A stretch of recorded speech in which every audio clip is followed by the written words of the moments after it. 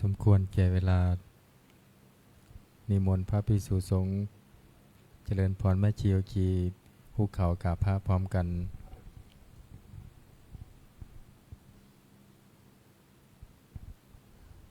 อัญชลี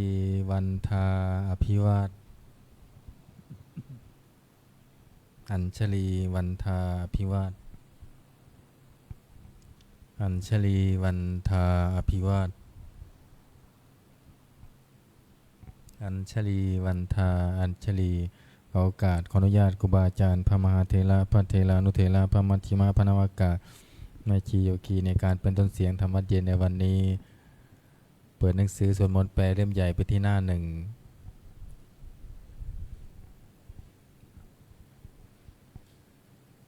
โยโสภะคะวาอะระหังสัมมาสัมพุทโธพระผู้มีพระภาคเจ้านั้นพระองค์ใดเป็นพระอรหันต์ดับเพลิงกิเลสเพลิงทุกข์สิ้นเชิงตรัสรู้ชอบได้โดยพระองค์เองสวากขาโตเยนะภะคะวะตาธัมโม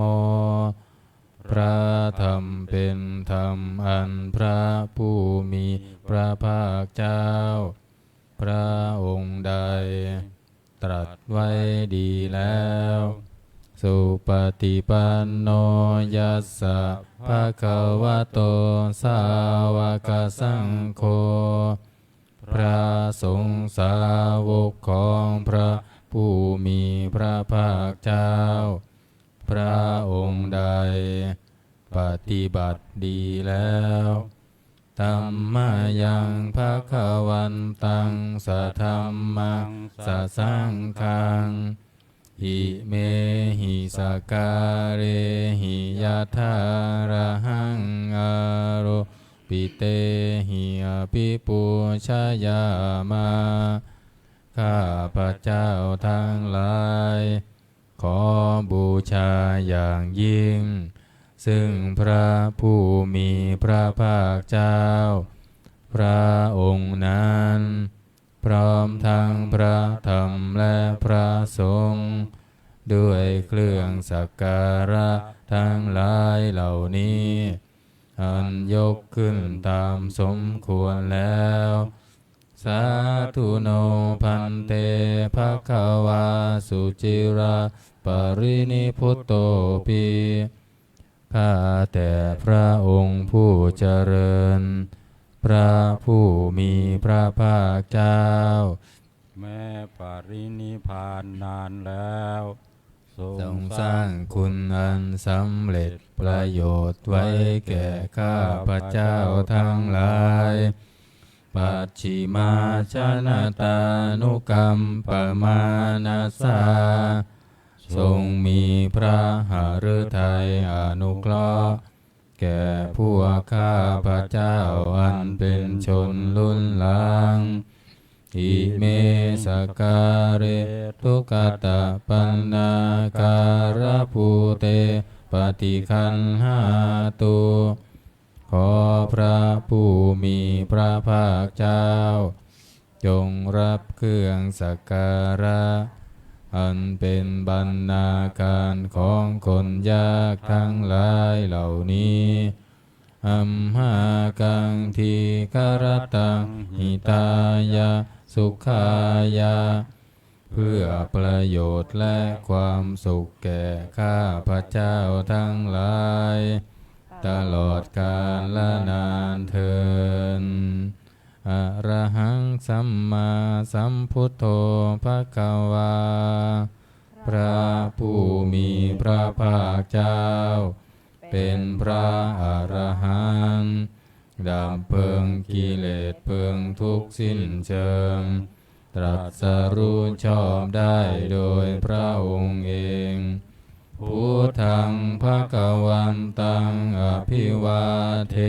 มิ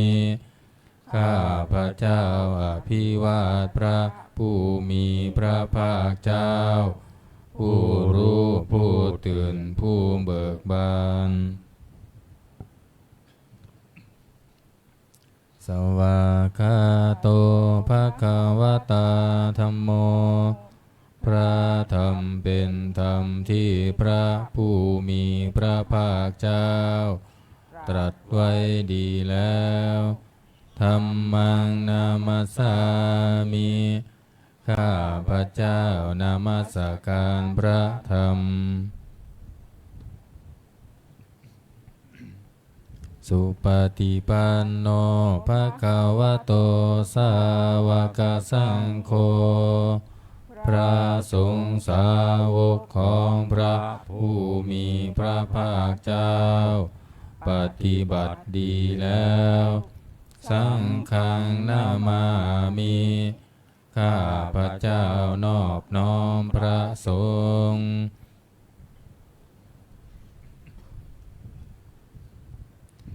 หันธรรมยังพุทธสสะภะคะวะโต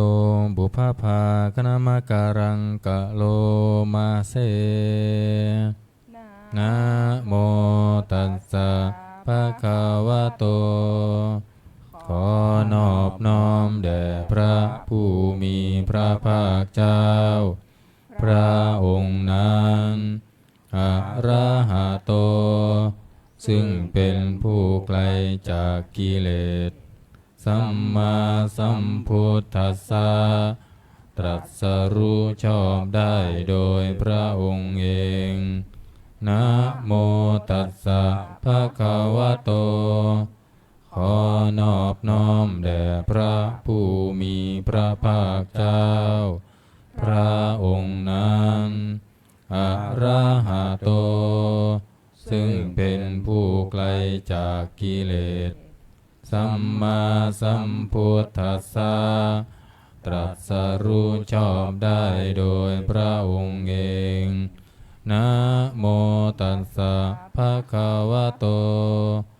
ขอนอบน้อมแด่พระผู้มีพระภาคเจ้าพระองค์นั้นอะระหะโตซึ่งเป็นผู้ไกลจากกิเลสสัมมาสัมพุทธัสสะ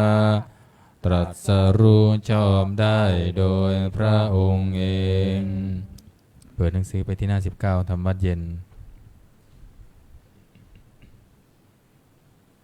อันธรรมยังพุทธานุสตินายังกโรมาเสตังโคปานาภะคะวันตังเอวังกัลยาโนกิตติสัพโทอภุคาโต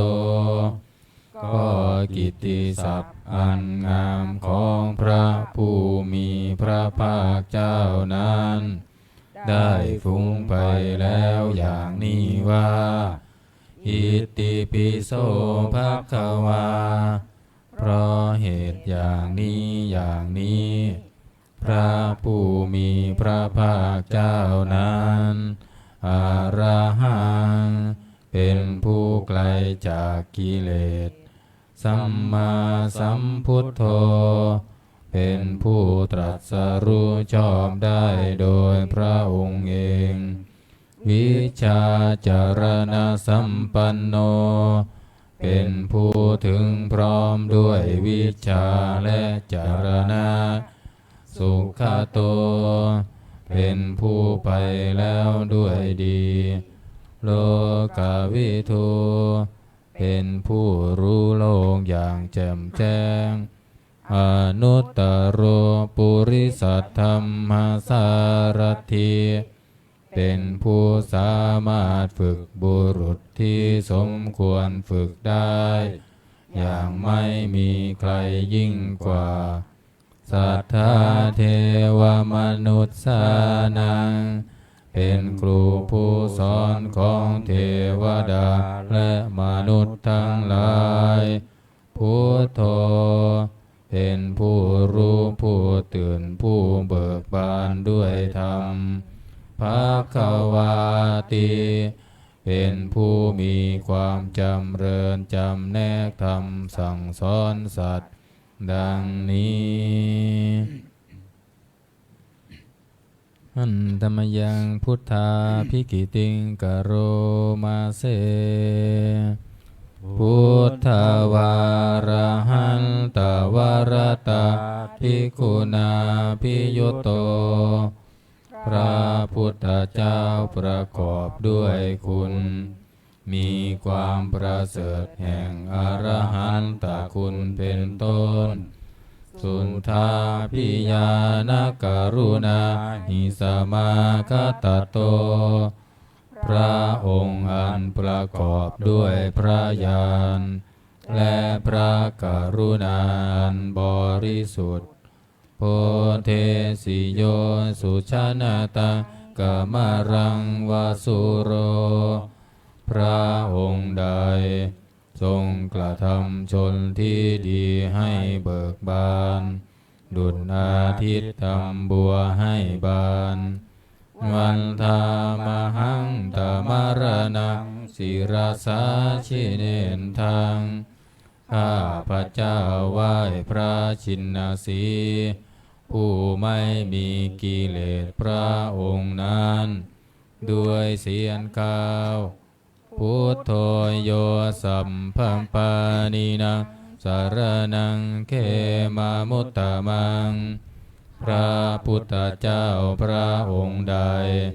เป็นสารณะอันเกษมสูงสุดของสัตว์ทั้งหลาย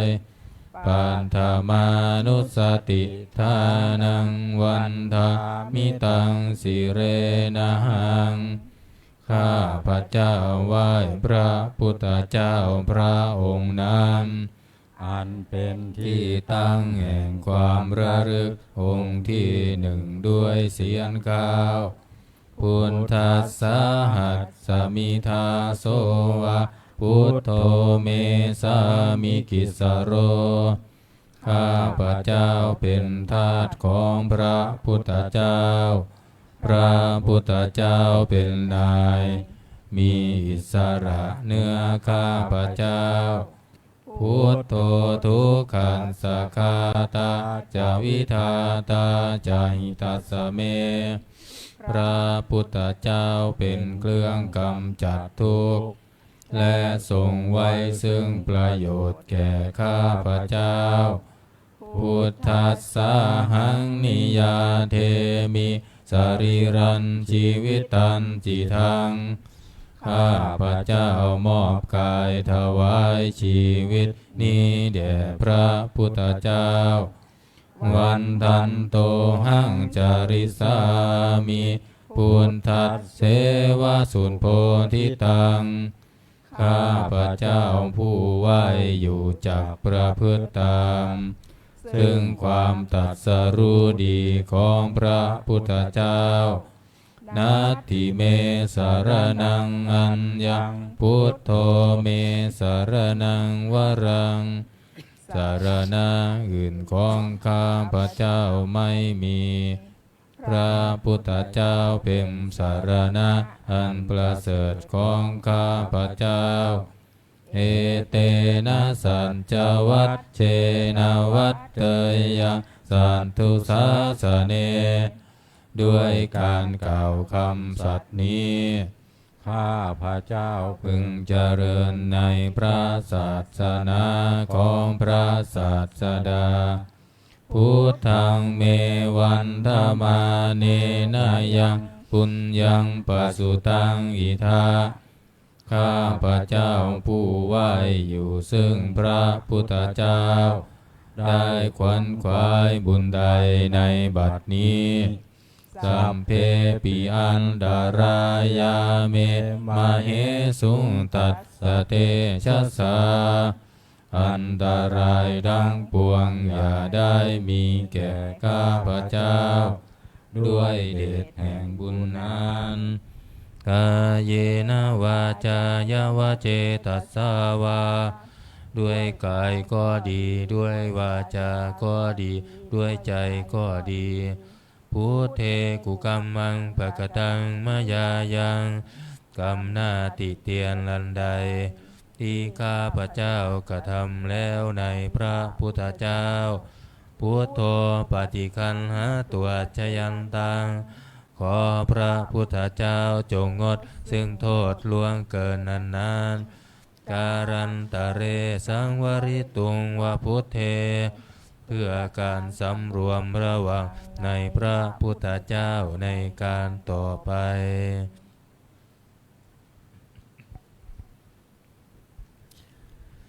หันธรรมยังธรรมานุสตินายังกโร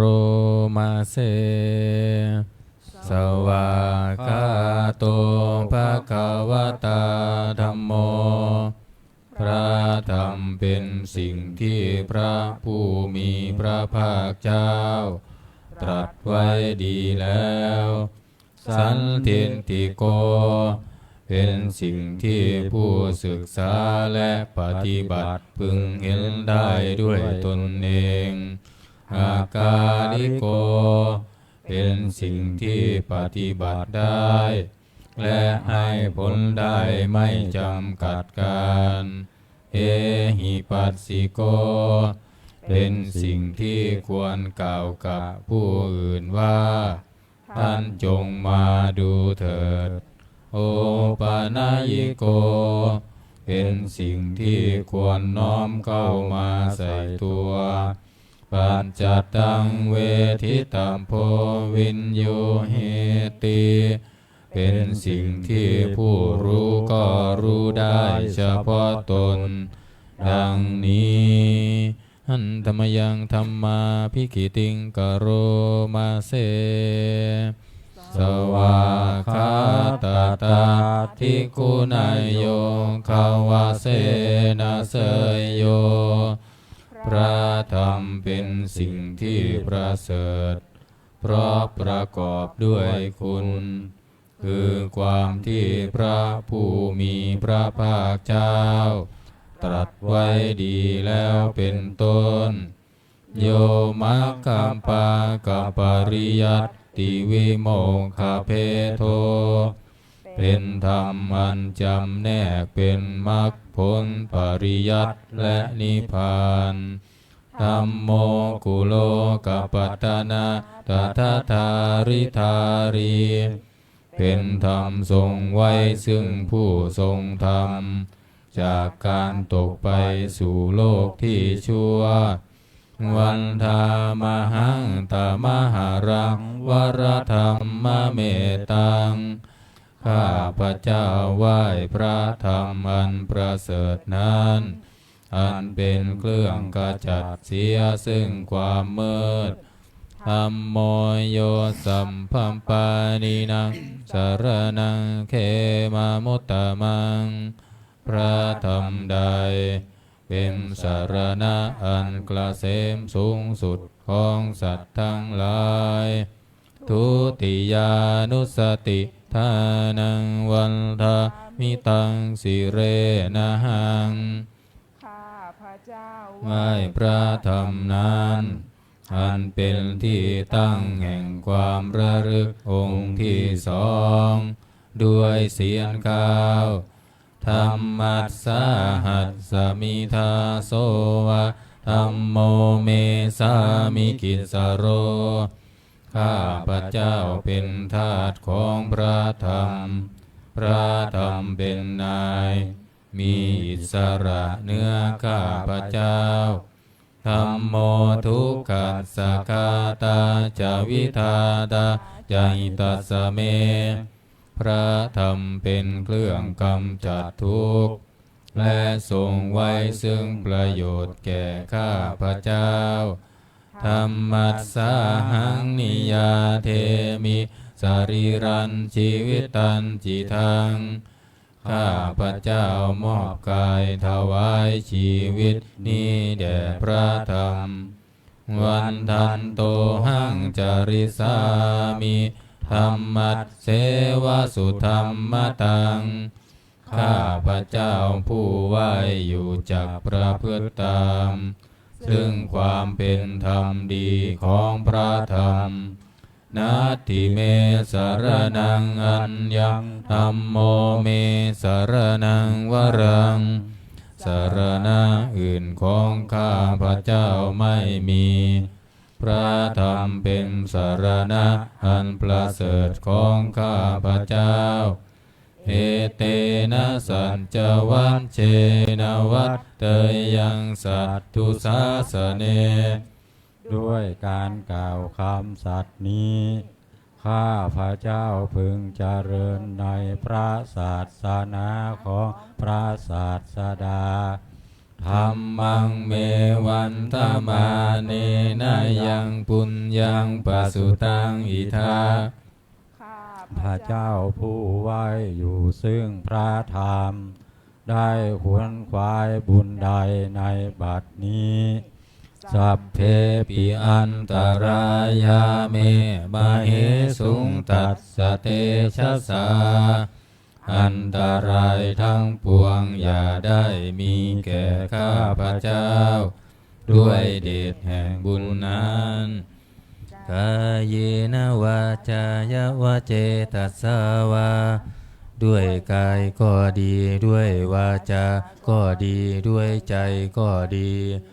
ธัมเมกุกัมมังปะกตังมายายังกรรมหน้าติเตียนลันใดที่ข้าพเจ้ากระทำแล้วในพระธรรมธัมโมปฏิคันหาตัวชยันตังขอพระธรรมจงงดซึ่งโทษล่วงเกินนั้นการันตะเรสังวริตุงวะธัมเมเพื่อการสำรวมระวังในพระธรรมในการต่อไป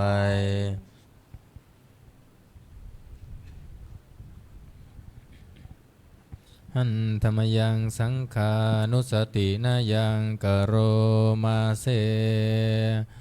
สุปฏิปันโนภะคะวะโตสาวกสังโฆทรงสาวกของพระผู้มีพระภาคเจ้าปฏิบัติดีแล้วอุชุปฏิปันโนภะคะวะโตสาวกสังโฆทรงสาวกของพระผู้มีพระภาคเจ้าปฏิบัติตรงแล้วยายาปฏิปันโนภะคะวะโตสาวกสังโฆทรงสาวกของพระผู้มีพระภาคเจ้าปฏิบัติเพื่อรู้ธรรมเป็นเครื่องออกจากทุกข์แล้วสามีจิปฏิปันโนภะคะวะโตสาวกสังโฆทรงสาวกของพระผู้มีพระภาคเจ้าปฏิบัติสมควรแล้วยะทิทางได้แก่บุคคลเหล่านี้คือ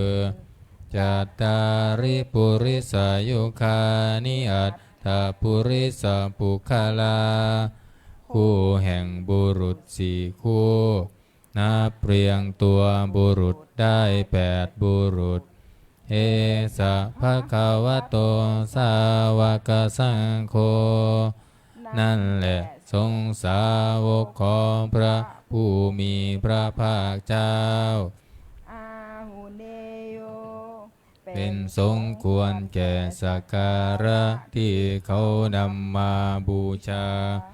ปาหุเนยโยเป็นสมควรแก่สักการะที่เขาจัดไว้ต้อนรับทักขิเนยโยเป็นผู้ควรรับทักษิณาทานอัญชรีการณิโยเป็นผู้ที่บุคคลทั่วไปควรทำอัญชรีอนุตตรังปุญญเขตังโลกัสสติเป็นเนื้อนาบุญของโลกไม่มีนาบุญอื่นยิ่งกว่าดังนี้หันธรรมยังสังฆาภิกิติงกโรมาเสสัทธัมมโชสุปฏิปันติคุณาภิยุตโตพระสงฆ์ที่เกิดโดยพระสัทธรรมประกอบด้วยคุณมีความปฏิบัติดีเป็นต้นโยธรรมพิโทอริยบุค กาลสังคเสโทเป็นหมู่แห่งพระอริยบุคคลอันประเสริฐ8 จำพวกชิราทิธรรมปวาราสยกายจิตโตมีกายและจิตอันอาศัยธรรมมีศีลเป็นต้นอันบวรวันธามหังตามริยานาคานังสุสุทังข้าพระเจ้าไหว้หมู่แห่งพระอริยเจ้าเหล่านั้นอันบริสุทธิ์ด้วยดีสังโฆโยสัมปัมปานินาสารนังเขมามุตตะมังพระสงฆ์หมู่ใดเป็นสารณะอันเกษมสูงสุดของสัตว์ทั้งหลายตาติยานุสติทานังวันทามิตังสิเรนะหังข้าพระเจ้าไหว้พระสงฆ์หมู่นั้นอันเป็นที่ตั้งแห่งความระลึกองค์ที่3ด้วยเสียงข้าว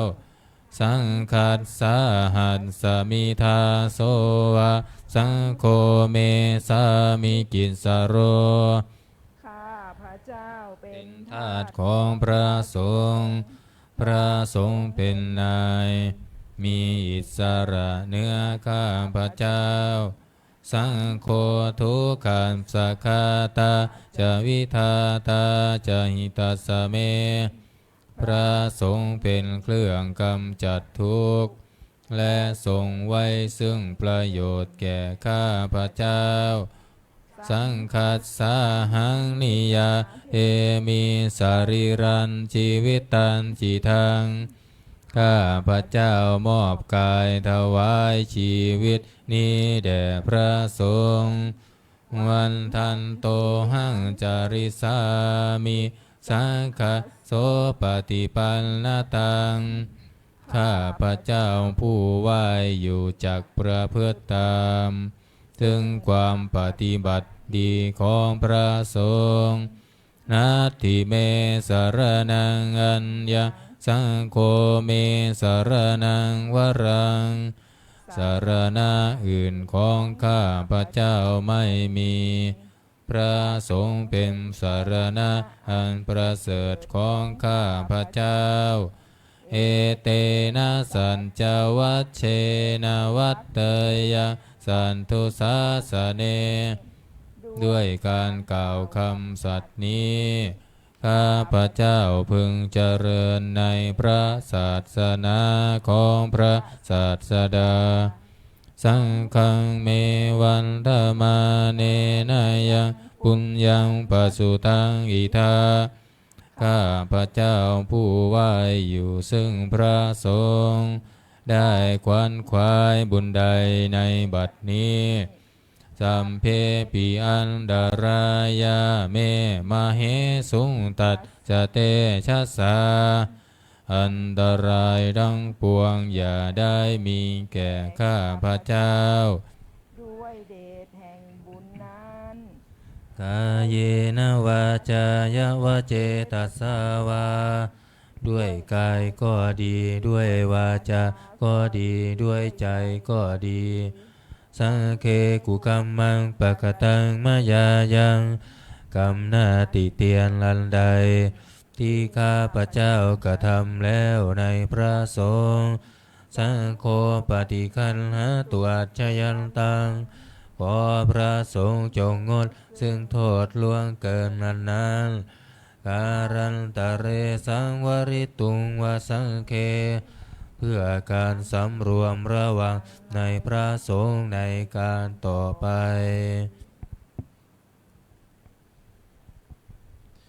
เปิดหนังสือไปที่หน้า38โอวาทปาติโมกข์หน้า38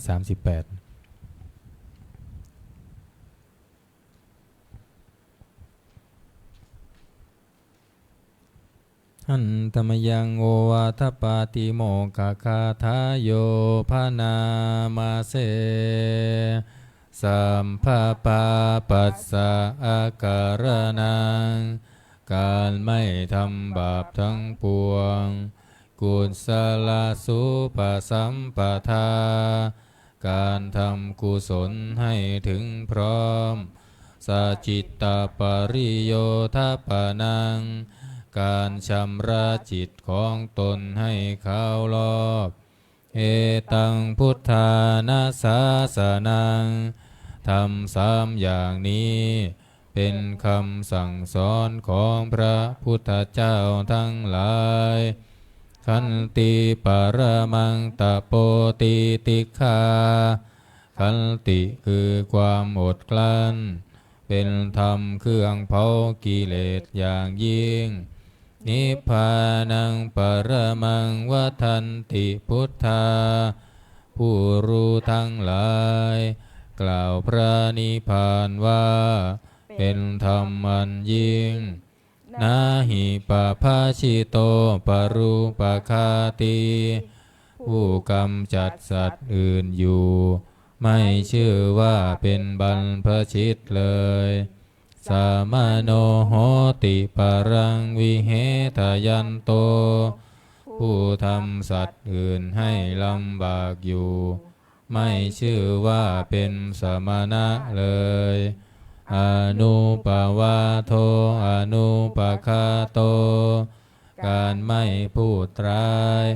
การไม่ทำร้ายปาติโมกเขจะสังวโรการสำรวมในปาติโมกข์มัตตัญยุตตาจะพัตตัสสมิงความเป็นผู้รู้ประมาณในการบริโภคปันตัญจะสยนาสนังการนอนการนั่งในที่อันสงัดอาทิจิตเตจะอายโยโคความหมั่นประกอบในการทำจิตให้ยิ่งเอตังพุทธานาสาสนังทำหกอย่างนี้เป็นคำสั่งสอนของพระพุทธเจ้าดังหลายเปิดมาหน้า27นะหันธรรมยังอติตาปัจจเวคณาปะทังพนามาเส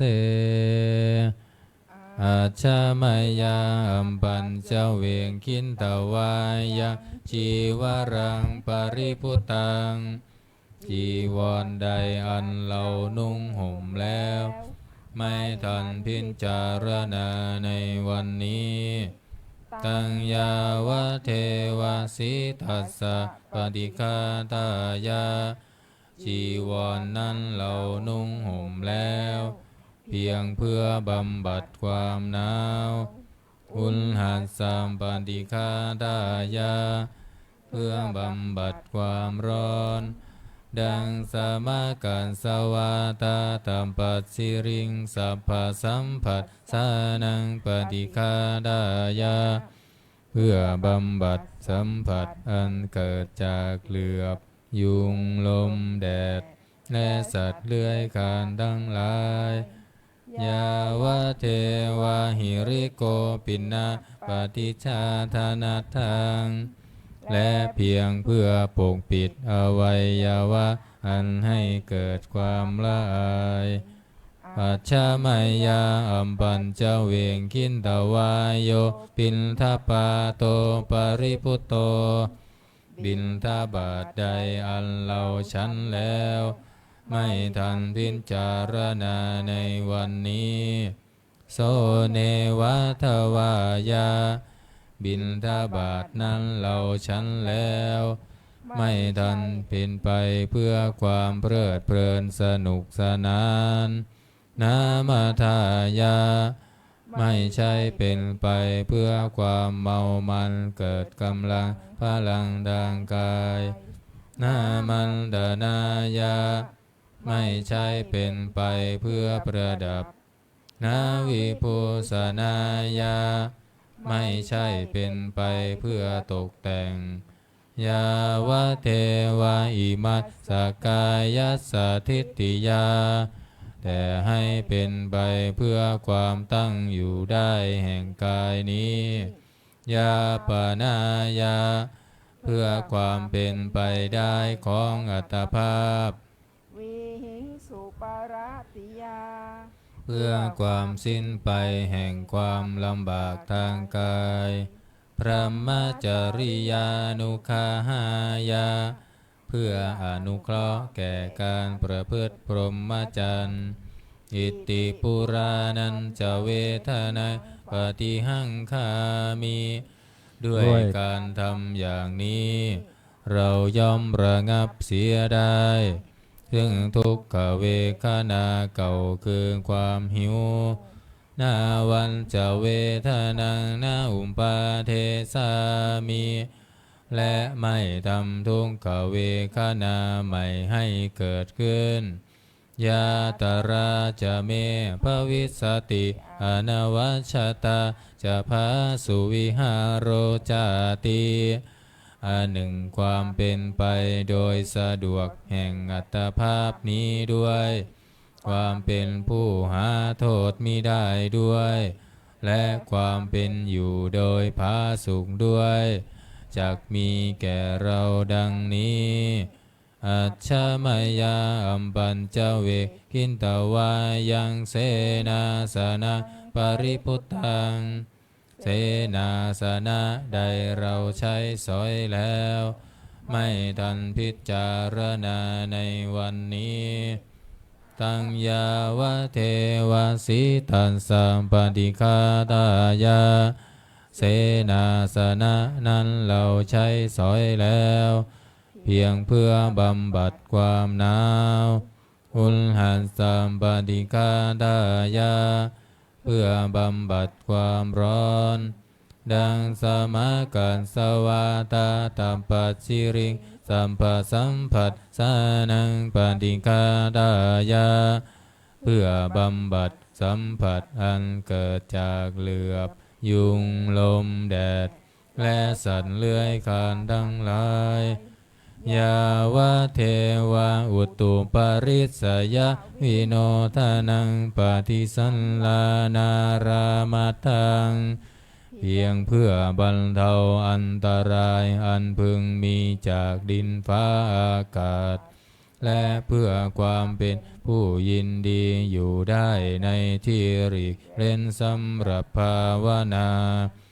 อาจจะไม่ยาอัมปัจจเวกินตวายโยคิลานาปัจจยะเภสัชชปริคาโรปริพุตโตขีลานะเพสัตบริขารใดอันเราบริโภคแล้วไม่ทันพิจารณาในวันนี้โส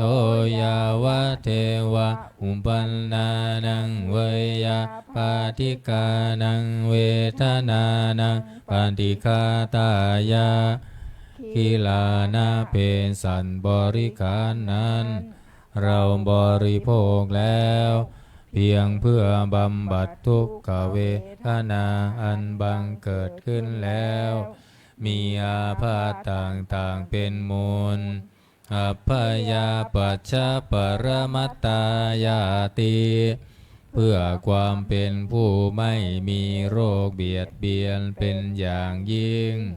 ดังนี้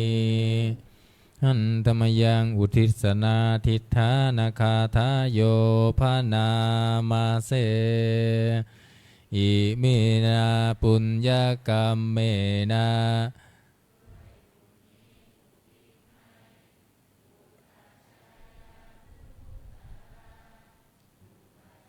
ผู้เลิศคุณอาจาริยุปการาจาอาจารย์ผู้เกื้อหนุนมาตาปิตาจยาตากา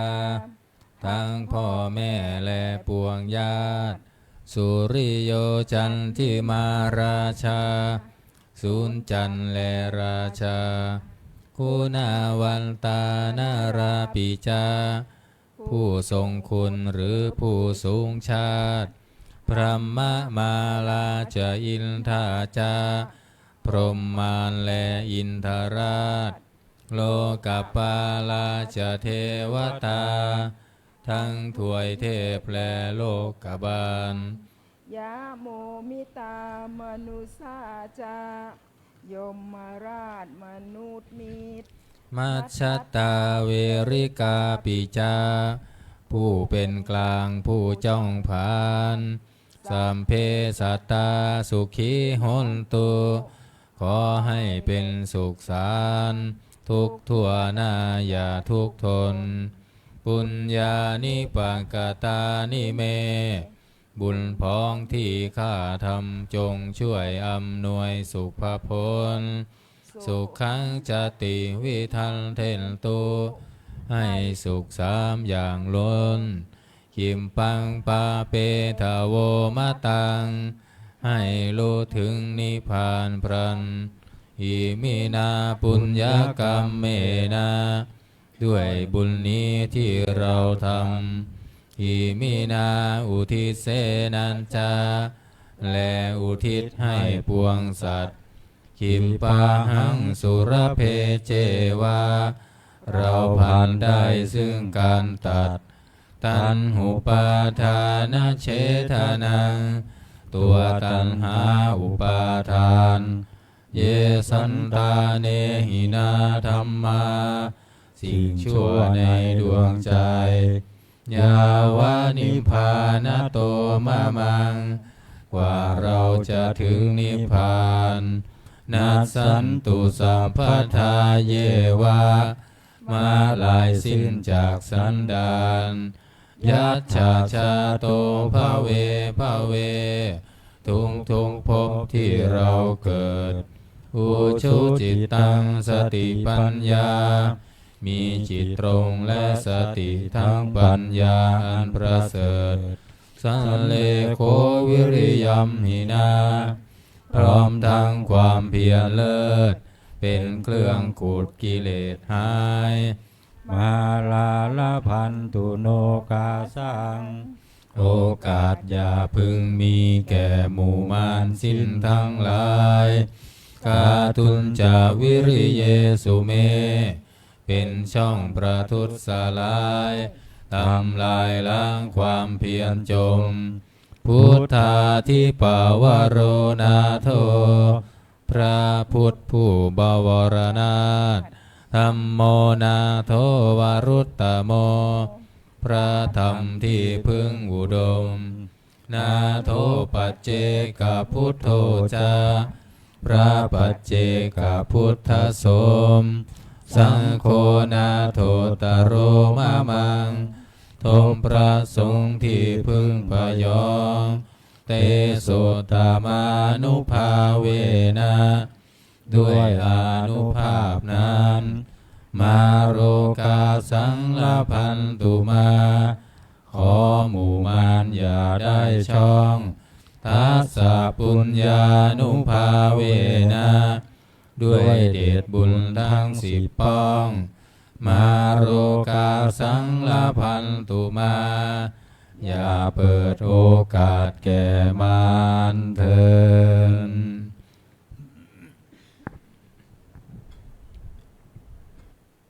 หนังสือมนต์พิธีเล่มเหลืองไว้ที่หน้า51เนี่ยวันนี้สวดอาทิตย์หน้า51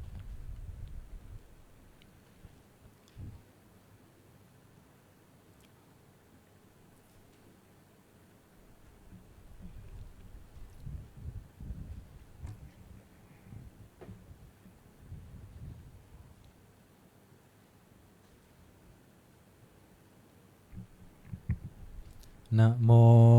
ตัสสะภะคะวะโตอะระหะโตสัมมาสัมพุทธัสสะนะโมตัสสะภะคะวะโตอะระหะโตสัมมาสัมพุทธัสสะนะโมตัสสะภะคะวะโตอะระหะโตสัมมาสัมพุทธัสสะพุทธังสรณังคัจฉามิธัมมังสรณังคัจฉา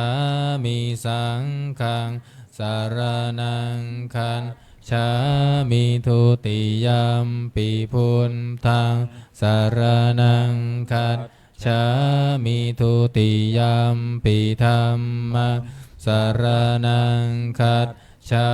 มิทุติยัมปิสังฆังสารนังคันฉามิตติยัมปิพุทธังสารนังคันฉามิตติยัมปิธัมมังสารนังคันฉามิตติยัมปิสังฆังสารนังคันฉามิ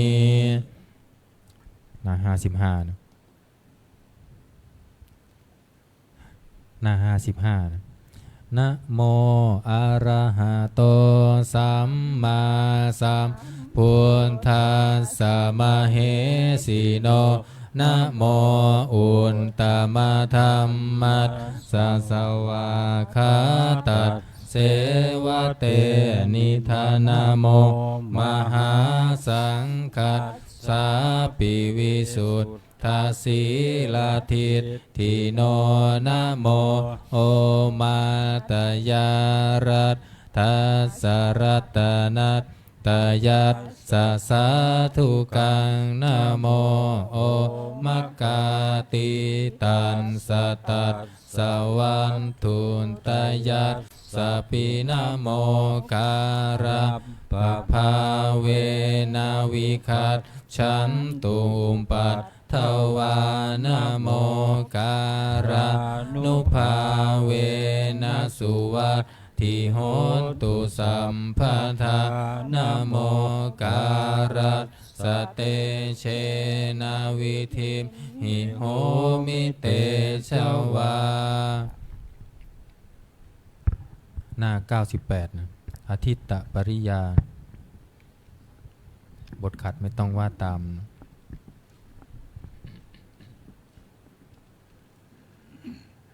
เวเนยยะธรรมโนปาเยสัพพโสปารมิงคโตอะโมคาวัจจโนพุทโธอภิญญาญาณุสาสโกจินนานุรูปโตจาปิธัมเมนาวินายังปะชังจินนาคิปาริจาริยานังสัมโพชาระหโยคินังยะมาทิตตปริยายังเทสยันโตนะมโนหารังเตโสตารโรวิโมเจสิอาเสขายะวิมุตติยาตเทโวปปริขายะวินยูนังโสตมิจฉตังทุกขตาลักขโนปายังตังสุตันตังพนามะเสเอวเมสุตังเอกังสมัยยังภควาขยายังวิหารติขยาสีเสสันทิภิกขุสหัสเสนตัตระโคภควาภิกขุอา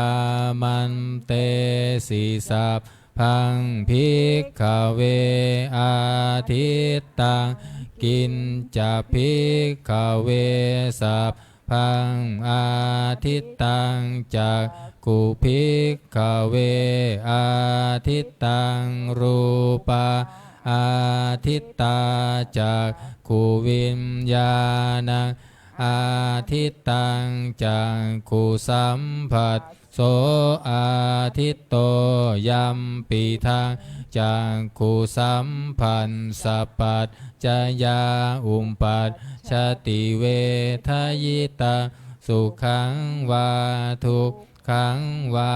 อาทุกขมาสุขังวาตามปิอาทิตตังเกนะอา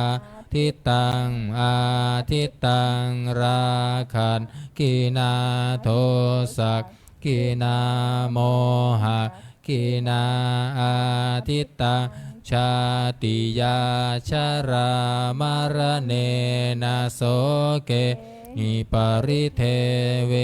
หิทุงเคหิโทมานัสเสหิอุปายาเสหิอาทิตตันติวัฏามิโสตังอาทิตตังสัทธาอาทิตตาโสตวิญญาณังอาทิตตังโสตสัมผัสโสอาทิตโตยัมปิทังโสตสัมพันสปัจจยาอุมปัชชติเวทยิตังสุขังวาทุกขังวาอาทุงขมาสุขังวาตัมปิอาทิตตาเกนะอาทิตตาอาทิตตังราคันขีนาโทสักขีนาโมหักขีนาอาทิตตังชาติยาชรามรเนนะโสเกหิปริเทเวหิทุกเขหิโทมนัสเสหิอุปายาเสหิอาทิตตันติวัฏามิคานังอาทิตตังคันธาอาทิตตาคานาวิญญาณังอาทิตตังคานาสัมผัสโสอาทิตโตยัมปิทังคานาสัมผัสสปัญจยาอุมปัญชติเวทยิตังสุขังวาทุกขังวาอาทุกขมาสุขังวาตัมปิอาทิตตังเกนะอาทิตตังอาทิตตังราคันขีนาโทสักขีนาโมหักขีนาอาทิตตังชาติยาชรามรเนนะโสเกหิปริเทเวหิทุกเขหิโทมานัสเสหิอุปายาเสหิอาทิตตันติวัฏามิชิวหาอา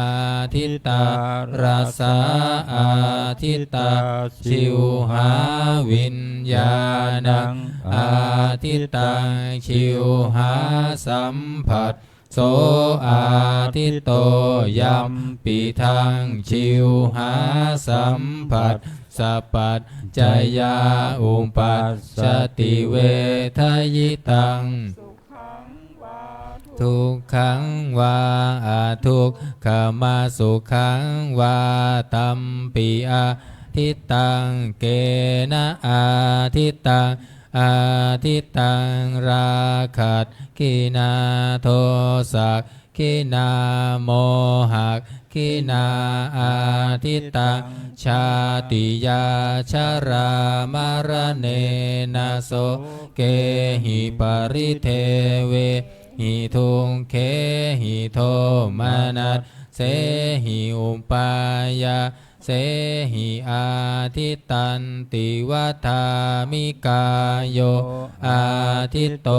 โพนทัพพาอาทิตตากายวิญญาณังอาทิตตังกายสัมผัสโสอาทิตโตยัมปิทังกายสัมผัสสปัจจยาอุมปัชชติเวทยิตังสุขังวาทุกขังวาอาทุกขมาสุขังวาตัมปิอาทิตตังเกนะอาทิตตังอาทิตตังราคัสขีนาโทสักขีนาโมหักขีนาอาทิตตังชาติยาชรามรเนนะโสเกหิปริเทเวหิทุงเคหิโทมานัสเสหิอุปายาเสหิอาทิตตันติวัฏามิมโนอาทิตโตธัมมาอาทิตตามโนวิญญาณังอาทิตตังมโนสัมผัสโส โสอาทิตโตยัมปิทังมโนสัมผัสสะปัญจยาอุปัชชติเวทยิตังสุขังวาทุกขังวาอทุกขมาสุขังวาตัมปิอาทิตังเกนะอาทิตังอาทิตังราคันกินาโทสักกินาโมหะกินาอาทิตังชาติยาชรามรเนนะโสเกหิปริเทเวหิทุงเคหิโทมานัสเสหิอุปายาเสหิอาทิตันติวัฏามิเอวังปันสังภิกขเวสุตตวาอริยสาวโกจักขุงสมิงปินิมพินทติรูเปสุปินิมพินทติจังคูวิญญาเน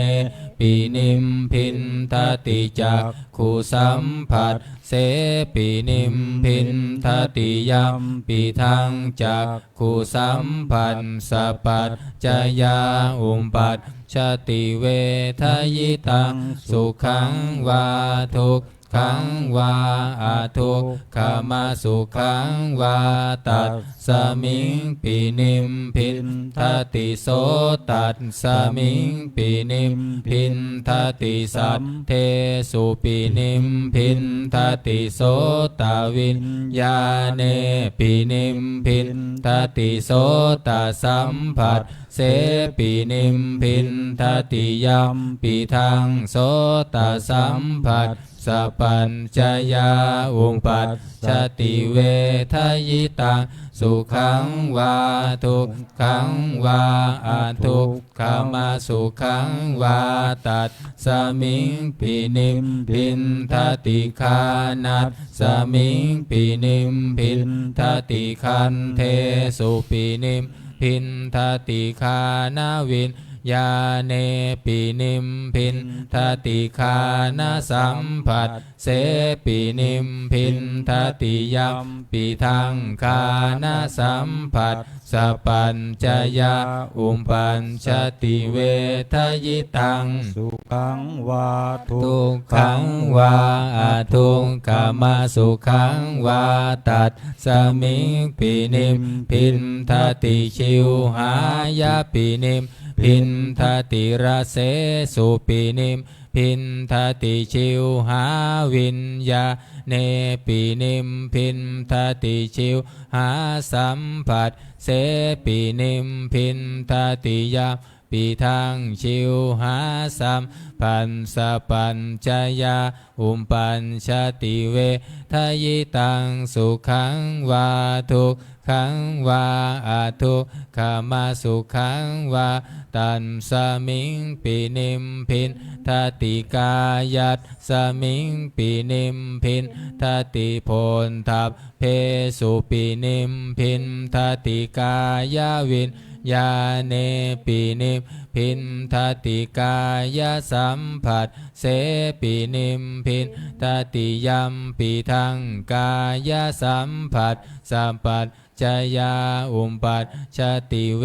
ทยิตังทุกขังวาทุกขังวาอาทุกขมาสุขังวาตัสสมิงปินิมพินทติมานัสสมิงปินิมพินทติธัมเม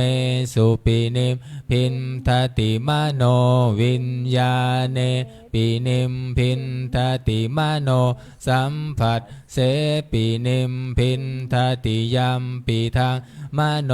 สัมผัสสัพพัญจยาอุปปัชชติเว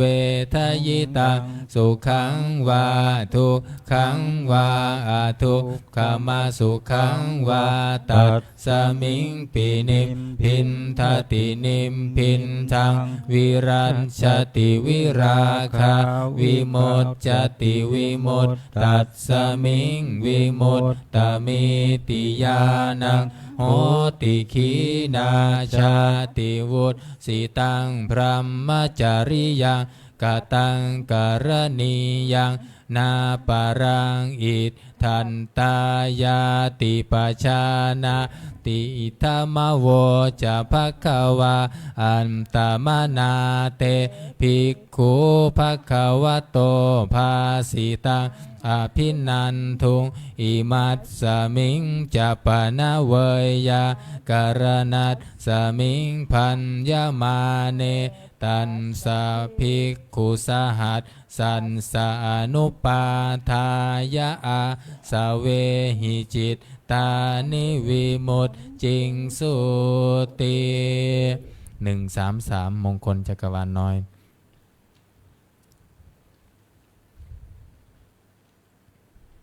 สัพพพุทธานุภาเวนะสัมภธรรมานุภาเวนะสัพพสังฆานุภาเวนะพุทธรัตนังธัมมรัตนังสังฆรัตนังตินนะรัตนานังอนุภาเวนะจตุราสีติสหัสสัทธัมมัคขันธานุภาเวนะปิตากัตตยานุภาเวนะชินนาสาวกานุภาเวนะสัพเพเตโรคาสัพเพเตพยาสัพเพเตอันตรายาสัมเพเตอุปัฏฐวาสัพเพเตทุนนิมิตตาสัพเพเตอวมังคาราวินัสสันตุอายุวัฏฐโกธนวัฏฐโกสิริวัฏฐโกยัสสวัฏฐโกภลวัฏฐโกวันนวัฏฐโกสุขวัฏฐโกโหนตุสัพพทาทุกขโรภคยาเวระโสกาสัตตุจุปันทวาอเนกาอันตรายาปิวินาศสันตุจเตชะสาชัยสิทธิธานังลาภังโสทิภคยาสุขังภาลังสิริอายุจวันโนจะโพคังวุฒิจะยัสสวะสันตวัฏสาจะอายุจะชีวสิทธิภวันตุเต131มหาการุณิโกนาโถหิตายาสัพพปานินาปุเรตวาปารมีสัพพปัตโตสัมโพธิมุตตมังเอเตนะสัจจวัตเชนะโหนตุเตชัยยามะคารังชายันโตโพธิยามูเลสักกายานังนัตถิวัตโนเอวังตาวังวิชัยโยโหหิชัยยาสุชัยยมังคะเรอัมปราชิตาปัลลังเกสีเสปันทวิโปคะเรอภิเสเกสัมภพุทธานังอังคัมปัตโตปะโมทัตติสุนัขขันตังสุมังคารังสุปภาตังสุหุนทิตังสุขโนสุโมโหโตจะสุยิพรังพรหมจาริสุปาทากินังกายกรรมังวาจากรรมังปาทากินังปาทากินังมโนกรรมังปานิทิเตปาทากินาปะทะกินานิกันตวานารพันตัดเทปะทะกิเนภวันตุ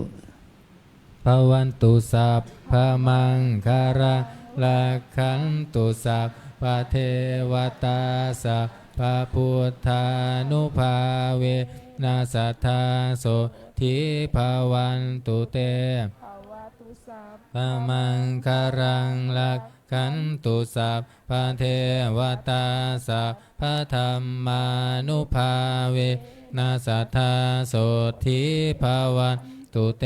ภวันตุสัพพะมังคารังลัก ขันตุสัพพะเทวตาสัพพะสังฆานุภาเวนะสัทธาโสทิภาวันตุเตครับการทำอาเจนก็จบเพียงที่นี้นะครับ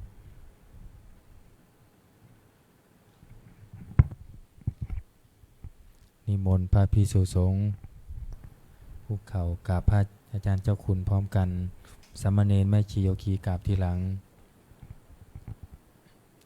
อัญชลีวันทาอภิวาทอัญชลีวันทาอภิวาทอัญชลีวันทาอภิวาทอัญชลีวันทาอัญชลีนิมนต์สามเณรเรียนเชิญแม่ชีและโยคีทุกท่านน้อมกราบท่านเจ้าคุณอาจารย์พร้อมกันค่ะอัญชลีวันทาอภิวาทอัญชลี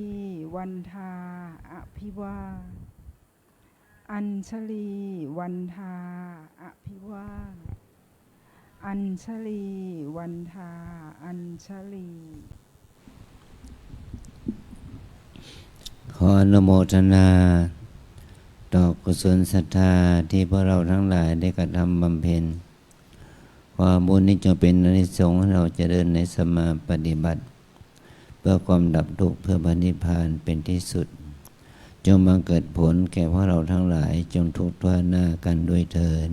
สาธุสาธุสาธุ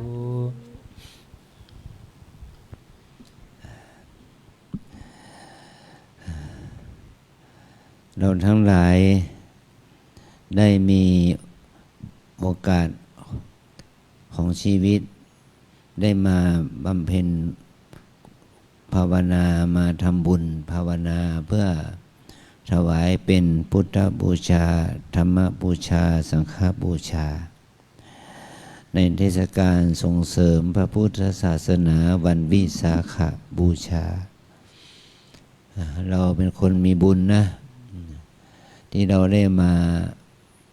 ปฏิบัติกรรมฐานภาวนามาฝึกตนเองในวันนี้เป็นต้น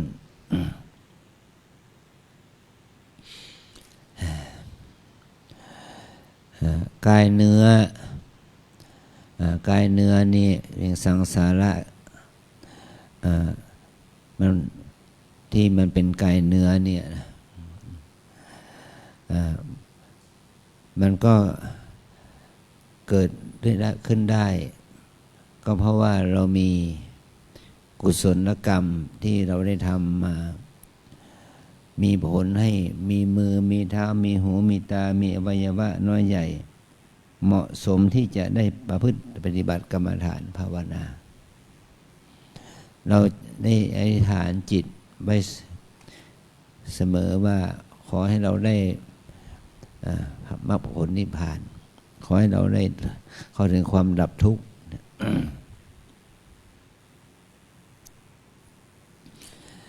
แม้แต่พุทธประวัติหรือประวัติของพระสาวกเนี่ยท่านได้พบได้เห็นพระสัมมาสัมพุทธเจ้าท่านได้ฟังธรรมะของพระสัมมาสัมพุทธเจ้าหรือพระอริยเจ้ามานับไม่ถ้วนจนถึงขนาดที่ว่าได้อธิษฐานจิตที่จะได้เป็นพระมหาสาวกพระอัครสาวกของพระพุทธเจ้าท่านจะต้องสร้างบารมีมากมายท่านจะต้องสละตนมากมายแม้ว่าเราอยากจะพ้นทุกข์แต่เรายังพ้นทุกข์ไม่ได้เพราะว่าพลังบุญของเรายังไม่ถึงถ้าพลังบุญของเราถึงมันก็จะทำให้เราพ้นทุกข์ได้เนี่ยเพราะว่ากำลังบุญนี่สำคัญกำลังอธิษฐานจิตของเราจะต้องเข้มแข็งมีประวัติของพระอริยเจ้าหลายพระองค์ได้พบพระพุทธเจ้าในอดีตนะพระพุทธเจ้าพระองค์นั้นก็ได้พยากรณ์ว่าท่านจะได้เป็น สาวกของพระพุทธเจ้าชื่อว่าโคตมะก็ท่านก็ต้องบำเพ็ญบุญกุศลจนกว่าจะได้เกิดในยุคสมัยของพระพุทธเจ้าอุบัติและได้บรรลุถึงธรรม แม้ในพุทธประวัติท่านจะกล่าวถึงเรื่องของพระอริยเจ้าบรรลุธรรมเหมือนกับเราสวดมนต์เมื่อกี้สวดอนัตตลักษณสูตรเนี่ยสูตรที่ว่าเรื่องอนัตตาของขันธ์ห้าก็กล่าวถึงการบรรลุธรรมของพระปัญจวัคคีย์เป็นพระอรหันต์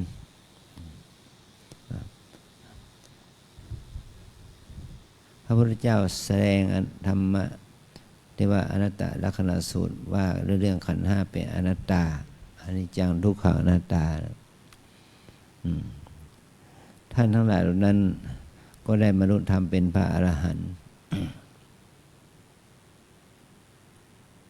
มันเหมือนกับว่าท่านทำไมบรรลุธรรมง่ายจังแต่นั่นหมายความว่าเขาเหล่านั้นท่านเหล่านั้นได้สะสมบุญกุศลบารมีธรรมมามากพอที่จะบรรลุธรรมได้โดยง่ายแต่พวกเราเนี่ยฟังธรรมอ่านธรรมสาธยายธรรมมากี่กับกี่กันกี่ภพกี่ชาติ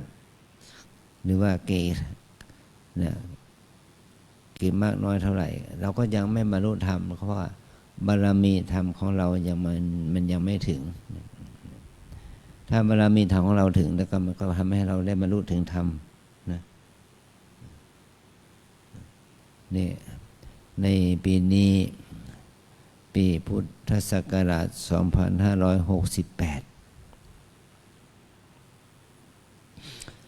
เราเกิดมาพศเกิดของเราเป็นพศเท่าไหร่ล่ะหลวงพ่อมนตรีพศเกิดเท่าไหร่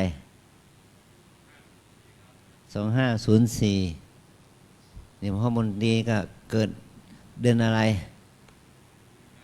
มีนาเรียกว่าเกิดปี2504เดือนมีนาก็เกิดหลังอาจารย์ไป2 เดือนเท่านั้นนะแต่มาบวชได้กี่ปี2 ปีมาบวชเป็นพระได้2 ปีนี่เองตอนเป็นฆราวาสล่ะ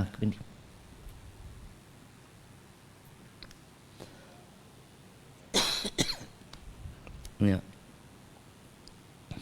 ท่านอยู่โดยความเป็นคฤหัสถ์มาถึง62 ปี62 ปีเนี่ยนี่อาจารย์โชคดีหน่อยเป็นคฤหัสถ์ได้13 ปี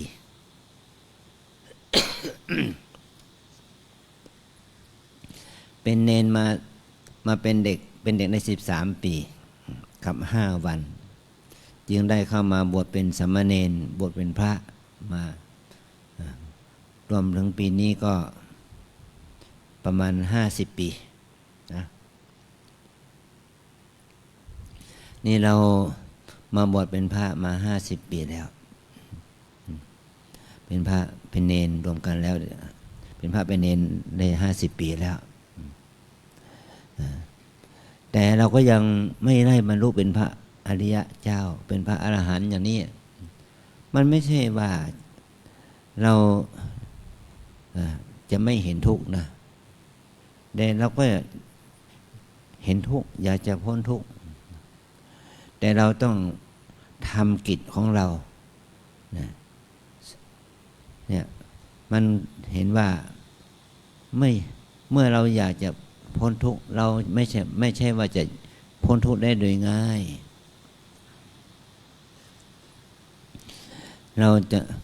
เมื่อเราไม่สามารถพ้นทุกข์ได้เราก็ต้องปฏิบัติกิจของเราน้อยใหญ่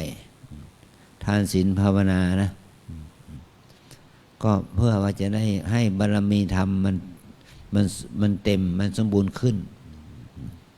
อันนี้เราต้องอาศัยวันเวลาความเพียรความอดทนที่จะทำกิจในฐานะที่เราเป็น เหมือนกับว่าเป็นเจ้าอาวาสเนาะเราก็ต้องทำกิจของเจ้าอาวาสแล้วเดี๋ยวนี้เราจะต้องทำกิจของเจ้าอาวาสไปกี่มากน้อยไปกี่มากน้อยอย่างนี้แหละพอถือว่าเป็นหน้าที่ของเราถ้าเราละสังขารเสียได้ถึงแก่กรรมนะมันก็ทำให้เราพ้นทุกข์ในภพนี้แต่เราไม่ใช่พ้นทุกข์ในสังสาระถ้าเรายังมีกิเลสอยู่ก็เป็นเหตุให้เราได้เสวยสังสาระทุกข์ในเบื้องหน้าต่อไปอีกเนี่ยเพราะเราทั้งหลายกิจหน้าที่เหล่านี้เราจะต้องทำเราต้องกำกิจเหล่านี้ไปเพื่อจะทำให้เรานั้นได้เห็นโทษของสังสาระเห็นโทษของกิเลสนะเห็นโทษของอกุศลเห็นโทษของกิเลสไปเรื่อยๆจนกว่าจะถึงวาระที่เราจะได้บรรลุถึงธรรมเนี่ยเมื่อพระองค์พระสัมมาสัมพุทธเจ้าเราต้องแบ่งภาคไป3ภาคเนาะภาคประสูติภาคตรัสรู้และภาคปรินิพพานเนี่ยเพราะภาคปรินิพพานเนี่ยมันยาวนะผลงานของพระองค์ก็มีมาจนถึงทุกวันนี้เนาะ 2,568 ปีภาคตรัสรู้พระองค์ตรัสรู้แล้วพระองค์ต้องทำงานมาในฐานะเป็นพระพุทธเจ้าอยู่45 ปีนะพระองค์ตรัสรู้แล้วก็สอนธรรมมา45 ปีภาคประสูตินะพระองค์ดำรงตนในฐานะเป็นเจ้าชายอยู่29 ปีจนถึงว่าได้ออกแสวงหาธรรมอีก5 ปี6 ปีประมาณ35 ปีเนี่ยภาคความเป็นเจ้าชายใช้เวลาอยู่35 ปีจึงทำให้พระองค์ตรัสรู้เมื่อพระองค์ตรัสรู้แล้วพระองค์ก็อยู่ในภาคของพระสัมมาสัมพุทธเจ้าผู้ปฏิบัติพุทธกิจอยู่45 ปีผมคิดว่าเมื่อพระองค์ปฏิบัติพุทธกิจ45 ปีนิพพานนั่นแหละอายุศาสนามาจนถึงทุกวันนี้มัน 2,568 ปีเนี่ยนี่คือผลงานของพระพุทธเจ้านะผลงานของพระพุทธเจ้าที่เมื่อพระองค์นิพพานมาแล้วอายุพระศาสนาก็ยั่งยืนมาจนถึงประมาณที่เขาพูดว่า 5,000 ปีนะแต่ 5,000 ปีเนี่ยหลักธรรมหัวข้อธรรมเนี่ยมันยังเป็นของจริงอยู่มันมีความเป็นอนิจจังทุกขังอนัตตาอยู่แต่คนเรานะไม่มีความรู้สึกสำนึกถึงคุณค่าของพระธรรมนะอันนี้เพราะเราก็เหมือนกันนะเพราะเรามาปฏิบัติธรรมเนี่ยถ้าเราไม่เห็นคุณค่าของยกอย่างของวัดศาสนาของวัดศาสนาไม่เห็นคุณค่าของวัดยกอย่างวัดลำเปิงเรานะไม่เห็นคุณค่าของศรัทธาญาติโยมที่มาทำบุญถวายอาหารเช้าอาหารเพลไม่เห็นคุณค่าของกิจกรรมน้อยใหญ่ที่เราควรจะทำเช้าสายบ่ายค่ำไม่เห็นคุณค่าของสภาพสิ่งแวดล้อมที่ดีเราก็ก้าวข้ามไม่เห็นคุณค่าอย่างนี้มันก็จะทำให้การปฏิบัติธรรมกรรมฐานภาวนาของเราเนี่ยมันไม่มีสาระไม่เห็นสาระแต่ถ้าเราเห็นคุณค่าล่ะมันจะทำให้กิจกรรมนั้นทั้งหลายเนี่ยมันมีสาระขึ้นเราเห็นคุณค่าของพุทธศาสนา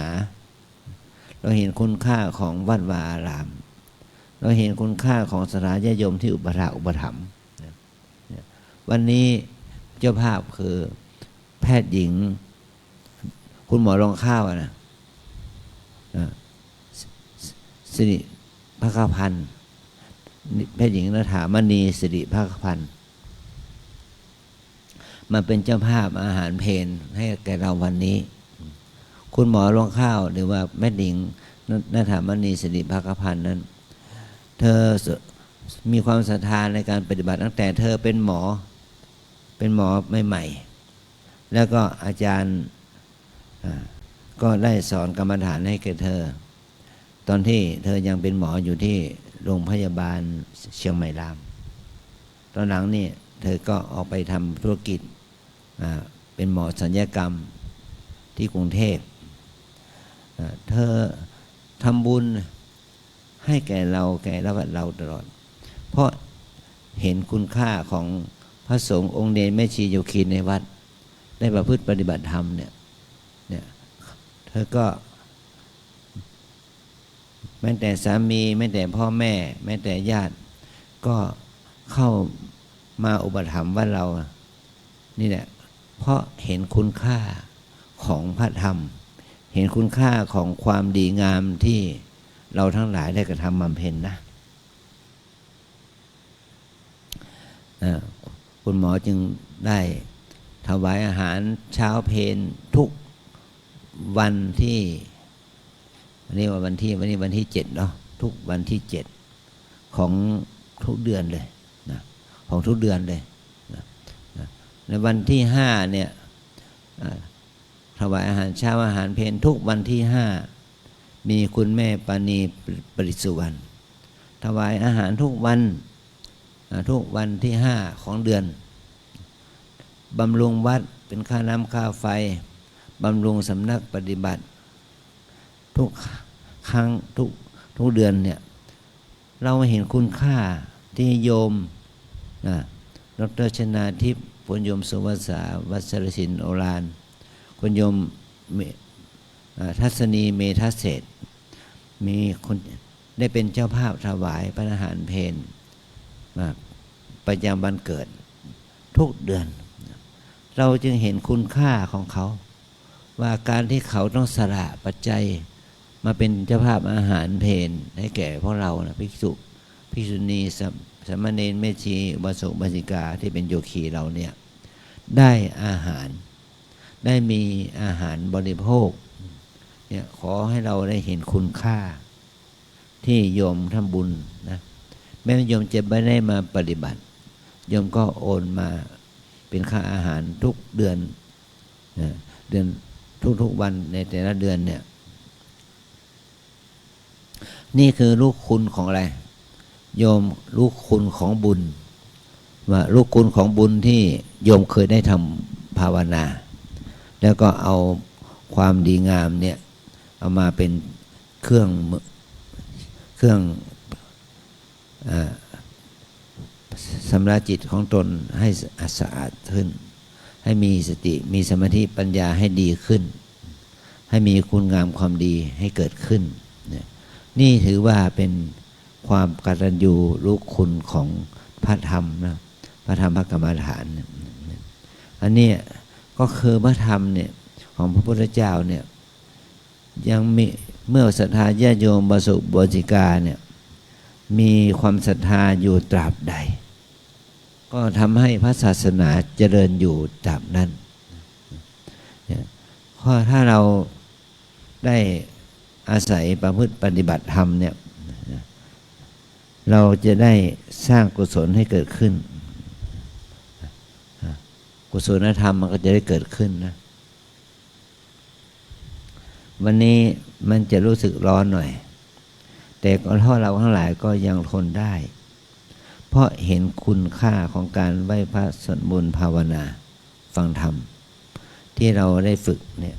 ก็ทำให้กุศลความดีมันเกิดขึ้น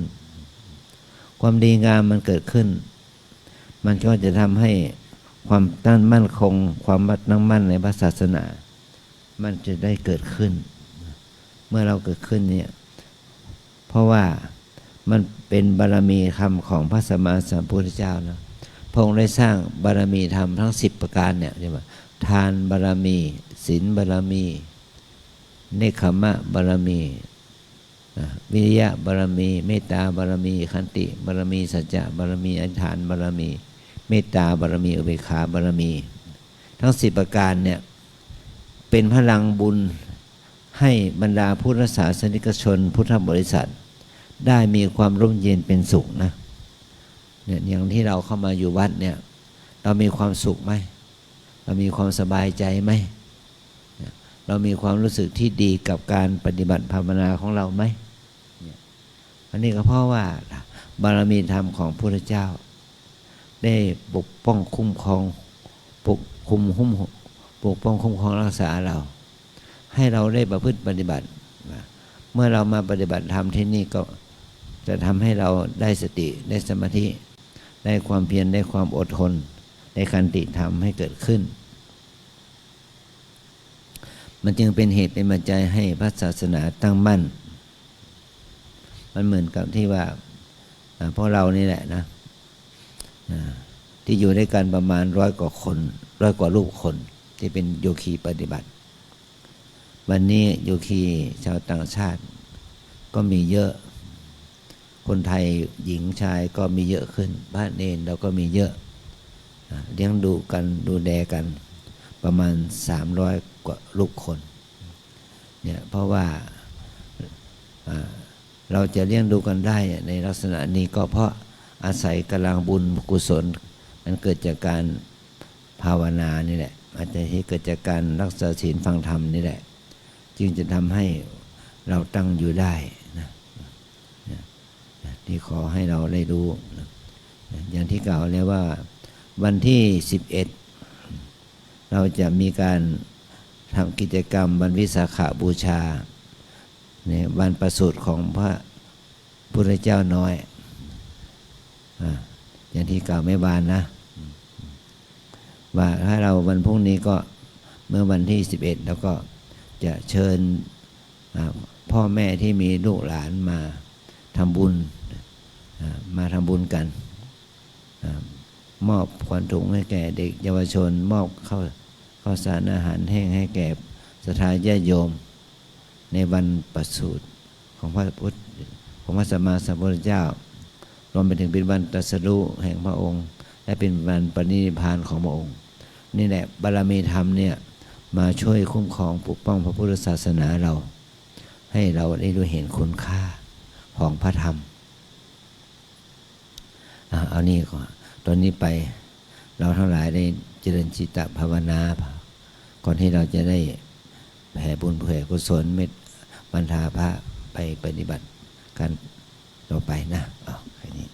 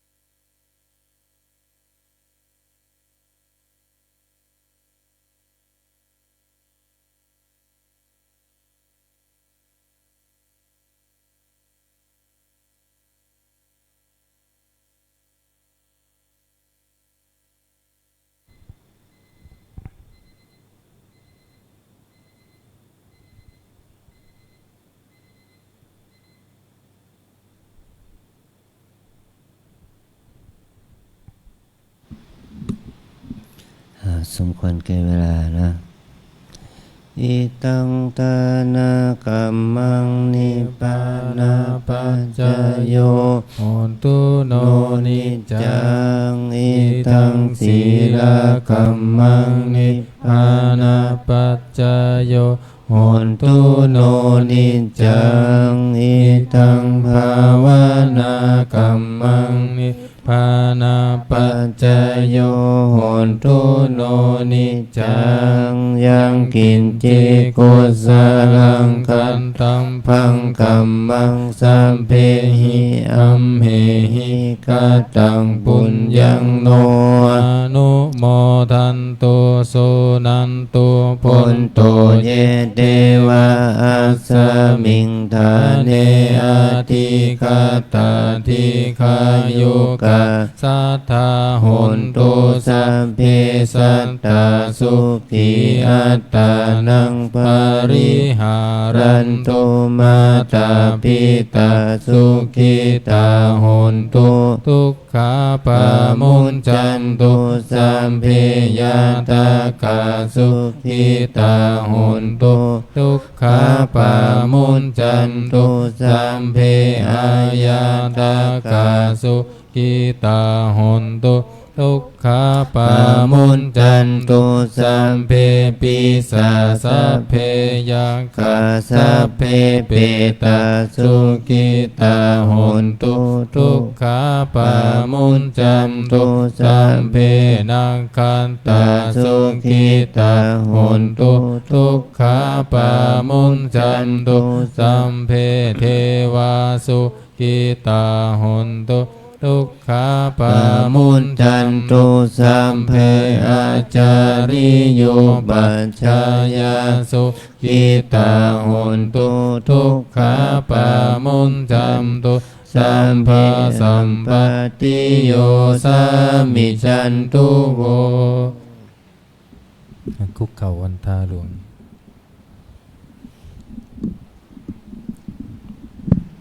วันตามิพุทธังสัมภะเมวะโทสังฆามะทาเมพันเตวันตามิธัมมังสัมภะเมวะโทสังฆามะทาเมพันเตวันตามิสังฆังสัพพะเมวะโทสังฆามะทาเมพัมเตวัมทามิการุงอุมปัชฌายาจาริเยสัพพะเมวะโตสังฆามะทาเมพันเตวันทามิกัมมัฏฐานังสัพพะเมวะโตสังฆามะทาเมพันเตวันทามิอาราเมพันทัสสีมังสัพพะเมวะโตสังฆามะทาเมพันเตวันทามิเจติยังสัมพังสัมพันธาเนสุปฏิทิตาสารีลัทธาตุมหาโพธิงพุทธารูปังสักกาลังสันธานาคาโลเกเทวะโลเกพรหมโลเกชัมพุทิเปรังกาทิเปสารีลัทธาตุโยเกสัทธาตุโยอะระหันตัทธาตุโยเจติยังคันทะกุณทิงจัตุราสิติสหัสเสธัมมะคันเทสัพเพสัมปาทะเจติยังอหังวันทามิสัพพะโสอัญชลีวันทาอภิวาทอัญชลีวันทาอภิวาทอัญชลีวันทาอภิวาทอัญชลีวันทาอัญชลี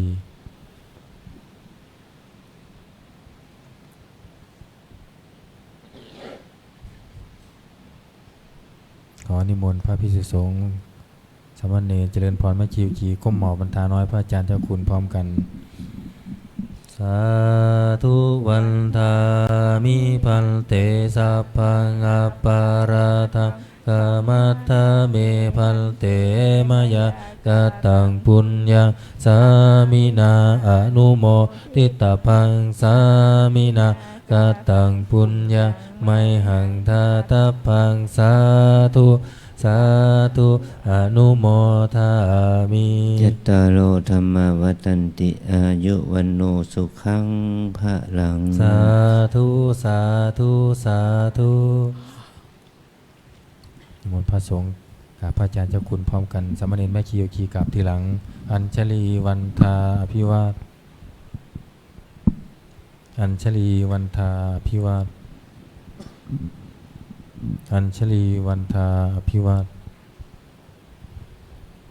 อัญชลีวันทาอัญชลีนิมนต์สามเณรเรียนเชิญแม่ชีโยคีทุกท่านน้อมกราบท่านเจ้าคุณอาจารย์พร้อมกันค่ะ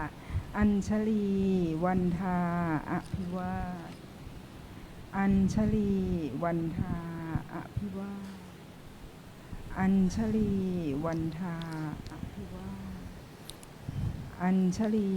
วันทาอัญชลี สาธุขออนุโมทนาไปเราปฏิบัติตามฐานของเราต่อไปนะ สาธุโยคีช่วยเก็บอาสนะด้วยนะ ค่ะประชาสัมพันธ์ถึงโยคีหญิงนะคะช่วยกันปิดหน้าต่างทั้งสองฝั่งนะคะแล้วลงไปปฏิบัติรวมกันที่